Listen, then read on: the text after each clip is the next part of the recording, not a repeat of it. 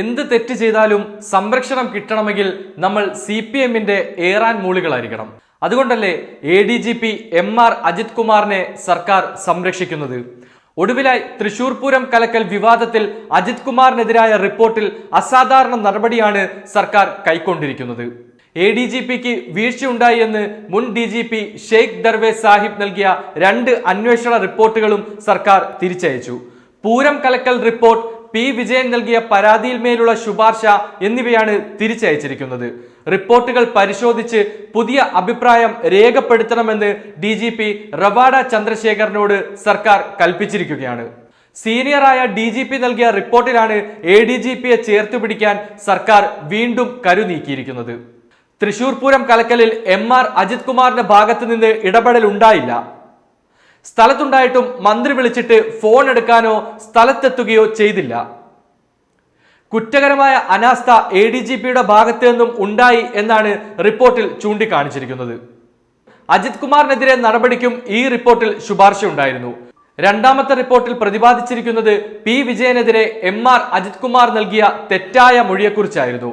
കരിപ്പൂർ സ്വർണ്ണക്കടത്ത് സംഘവുമായി P. വിജയന് ബന്ധമുണ്ടെന്ന് അന്ന് മലപ്പുറം SP ആയിരുന്ന സുജിത് ദാസ് തനിക്ക് മൊഴി നൽകിയിട്ടുണ്ടെന്ന് അജിത് കുമാർ പറഞ്ഞിരുന്നു.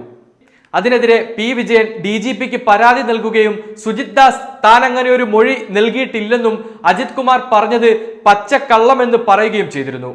ഈ 2 സംഭവത്തിലും അജിത് കുമാറിന്റെ ഭാഗത്ത് നിന്ന് ഗുരുതര വീഴ്ച ഉണ്ടായി. സർക്കാരിന് നടപടി സ്വീകരിക്കാം, എന്ത് നടപടി വേണമെന്ന് മുഖ്യമന്ത്രിക്ക് തീരുമാനിക്കാമെന്നാണ് റിപ്പോർട്ടിൽ പറഞ്ഞിരുന്നത്. നിലവിലെ DGP റവാഡ ചന്ദ്രശേഖറിനോട് പരിശോധിച്ച് പുതിയ അഭിപ്രായം രേഖപ്പെടുത്തണമെന്നാണ് സർക്കാർ ആവശ്യപ്പെട്ടിരിക്കുന്നത്. സീനിയറായ DGP നൽകിയ റിപ്പോർട്ടിലാണ് വീണ്ടും അഭിപ്രായം തേടിയിരിക്കുന്നത്.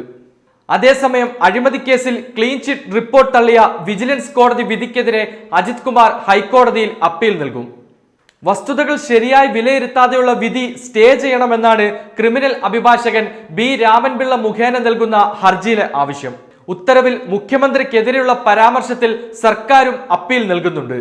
കേസന്വേഷണത്തിൽ ഇടപെടാൻ മുഖ്യമന്ത്രിക്ക് എന്ത് അധികാരമെന്ന ചോദ്യം വിജിലൻസ് മാനുവലിന് എതിരാണെന്നാണ് സർക്കാരും വാദിക്കുക.